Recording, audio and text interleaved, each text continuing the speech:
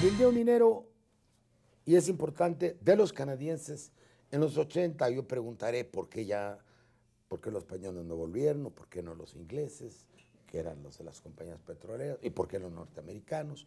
Apertura, flexibilidad de los funcionarios a pesar de que las leyes eran rígidas, y luego de plano pues, se cambia toda la estructura jurídica del país. Había una ley de inversiones extranjeras que tiene un principio de órgano regulatorio. Decía que una comisión de inversiones extranjeras decidiría, eran artículo 13 con 12 criterios o artículo 12 con 13 criterios. 13. Decía 13 criterios. En la medida que, yo sé quién lo redactó eso, me acuerdo quién lo redactó, en la medida, se prevé la inversión extranjera, en la medida que contribuye al desarrollo nacional, que protege el medio ambiente, que contribuye a las poblaciones mexicanas, que contribuye al avance científico y tecnológico, contribuye al empleo. Entonces, es el muñón de un órgano regulatorio que tiene criterios. Y dice, bueno, esto conviene al país para adentro, esto conviene al país para afuera, ¿no? Así era. Así es. Que luego se cayó.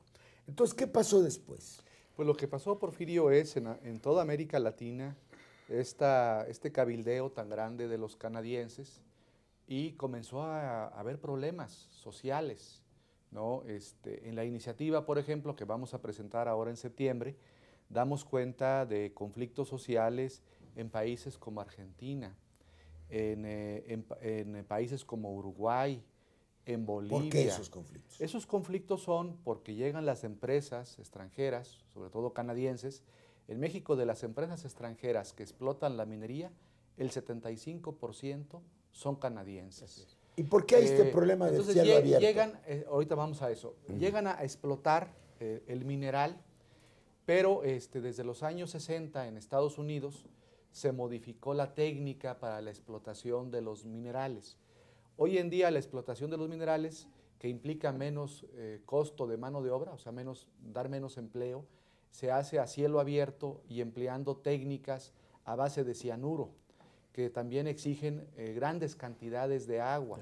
Cielo abierto, entonces, abren en vez de hacer el túnel, y a profundidad, cortan el cerro, utilizan cianuro, utilizan agua, y hay estudios que dicen que se afectan, por ejemplo, pues extensiones como de 150 hectáreas a 500 metros de profundidad, y dejan totalmente contaminado el suelo, destruyendo si hay bosque, el bosque, utilizando grandes cantidades hídricas. Por ejemplo, en Argentina el conflicto se suscitó porque en una provincia argentina, en donde se estaba realizando estas minas a cielo abierto, pues se abatieron los mantos freáticos y la población dejó de tener agua para su consumo personal, Porfirio. Entonces, una de las razones tienen que ver con este sistema de explotación bárbaro, utilizando esta técnica de cielo abierto, que ya ha sido, por ejemplo, recientemente recomendada en declaraciones universales, como la Declaración de los Derechos de los Pueblos Indios, que pues, se proponen esa declaración que se suspenda, que se restrinja la existencia de minas a cielo abierto. La Unión Europea recientemente también emitió una política pública, una directiva para prohibir minas en cielo abierto. 7 provincias argentinas en su legislación local han prohibido minas en cielo abierto. Países como la República Checa, Hungría, Alemania Federal, pues están prohibiendo las minas a cielo abierto. Entonces yo creo que uno de los temas fundamentales para discutir en México, pues tiene que ver una vertiente de esta discusión es ecológica y con la prohibición o con la restricción severa de las minas de cielo a cielo abierto. Otra política muy importante, y aquí Francisco pues, es un experto en ello, tiene que ver también con la violación sistemática a la Convención 169 de la OIT y a nuestro artículo 2 de la Constitución y 27 de la Constitución, que establecen varias cosas, estas normas. El 169 de la OIT la Convención, el artículo 2 de la Constitución sobre y el 27. Pueblos indios y tribales en países independientes. Así se llama la Convención 169. Bueno, esa convención establece que para que haya explotaciones de recursos naturales en poblaciones indígenas, o nuestro artículo 27 en poblaciones ejidales o comunales, se requiere la previa consulta a los pueblos indígenas, a los pueblos ejidales, a las comunidades, Y además tienen, o deberían tener, esas comunidades indígenas y ejidos y comunidades, pues un derecho preferente, pero real, un cierto derecho del tanto para la explotación de esos recursos naturales. Sí, y un porcentaje de la explotación. Y un porcentaje de la explotación. ¿Por qué se implantó en México esto cielo abierto y qué movilización social o comunitaria hay en contra de eso? Yo creo que es importante lo que dice el doctor Jaime Cárdenas. Había que agregar que la minería en general en el mundo ya no está en vetas, o sea, ya no está como en la época de la colonia, ya son como los residuos y están regados también. Entonces se acabaron las, bueno, porque hay otro tipo de producción de oro que es el oro de aluvión. Sí, todavía. El que viene en los ríos. Sí, sí. Que ese es por el del Brasil, por ejemplo, es oro de río. Pero esta en México en concreto se está dando incluso en antiguas minas de la época colonial, ¿no? Sí, pues eran de vetas. O sea, sí. Las vetas se acabaron. ¿O quedan muy pocas? Quedan muy pocas, es residuo, está regado. Entonces la única forma de recogerlo es pues tirando toda la naturaleza. Yo en esa parte, yo creo que ese dato es importante. Pero estas, por ejemplo, accidentes que ocurren en minas, que todavía son de... que todavía hay beta. Esas vienen todavía de antes de esta reforma del 92 que estamos hablando, ¿no? Ahora, yo creo que es importante... ¿Y cómo podría explotarse el oro y la plata si ya no hay vetas, sin el método de cielo abierto? ¿Cuál sería el método alternativo? Existen otros métodos. Existen otros métodos con tecnología de punta, que es prácticamente meter la mano rayo láser, más o menos, y extraer. Como la nueva cirugía. Exacto. Como la laparoscopía. Exacto. La laparoscopía minera. Sería muy similar. El asunto es que resulta, que no le abren la piel. Resulta mucho más costoso. Muchísimo más caro. Así es. Muchísimo más contaminante también. Es más contaminante la tecnología por el asunto. Entonces estamos entre Guatemala y Guatepeor. Pues es que la minería por naturaleza es contaminante. ¿Y cuál es la solución que propones? Yo creo que había que ver el mal en general, porque estamos hablando del oro, ¿no? Que es una de las causas de que tenga un auge la industria minera, pero también hay otro tipo de minerales que en México todavía no están explotando. ¿Cuál es el mineral más explotado en México? Actualmente el oro. Oro y plata. Oro, plata y cobre. Así. Pero los minerales estratégicos para el capital ahorita no son esos. O no son solo esos, para no caer en eso. Es el berilio, es el indio, y son las tierras raras. Indio? Sí, hay un mineral indio. Y el berilio. Y las tierras raras que se están usando fundamentalmente para celulares, para la revolución tecnológica. ¿Y tú qué propones en este libro? Bueno, lo que tenemos que ver es un poco también retomando lo que decía el doctor Jaime Cárdenas, el asunto de qué derechos se están violando. Porque se abrió mucho la ley minera, se abrió mucho la ley de inversión extranjera para permitir 100% de capital extranjero. ¿Cuándo fue eso?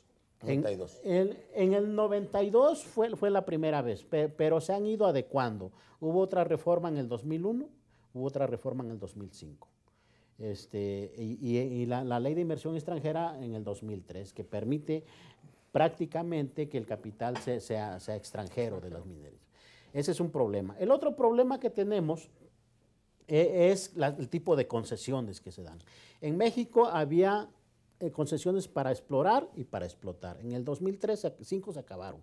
Solamente hay un tipo de concesión por 50 años. Curioso porque 50 años renovables, pero todas las mineras en sus estudios de impacto ambiental dicen que no necesitan más de 10 años. Una pregunta inocente, pero el público se está haciendo siempre preguntas cuando nosotros hablamos. ¿Es un material renovable o no renovable? ¿El mineral? Mineral.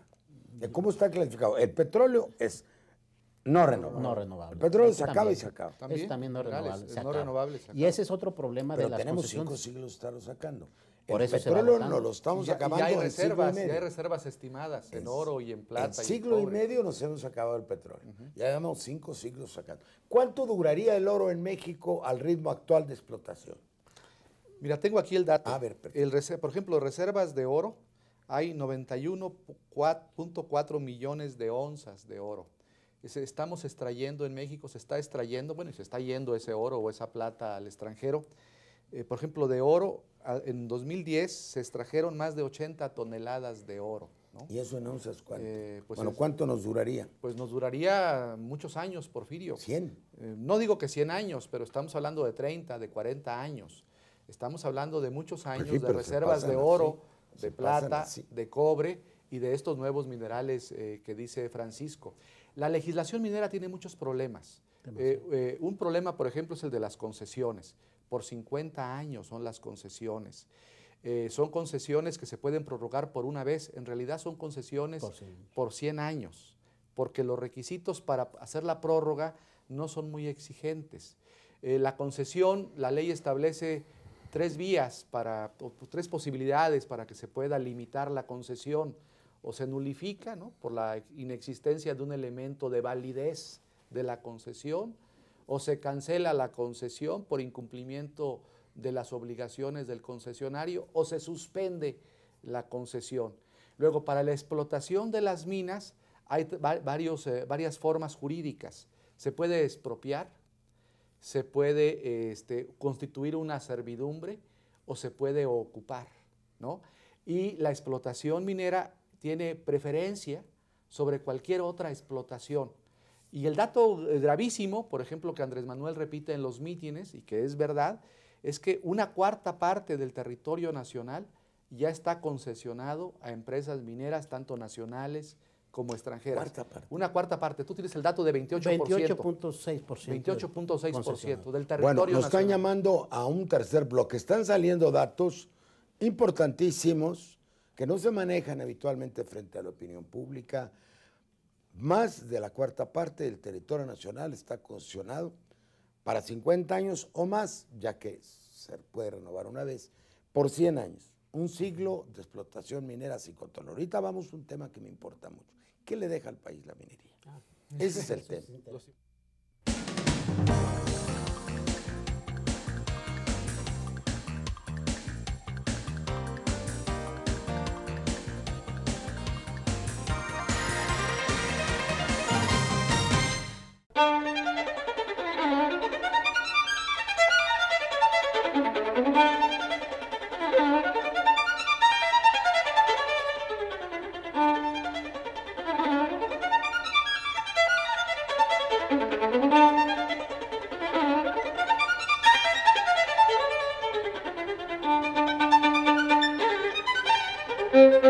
Thank you.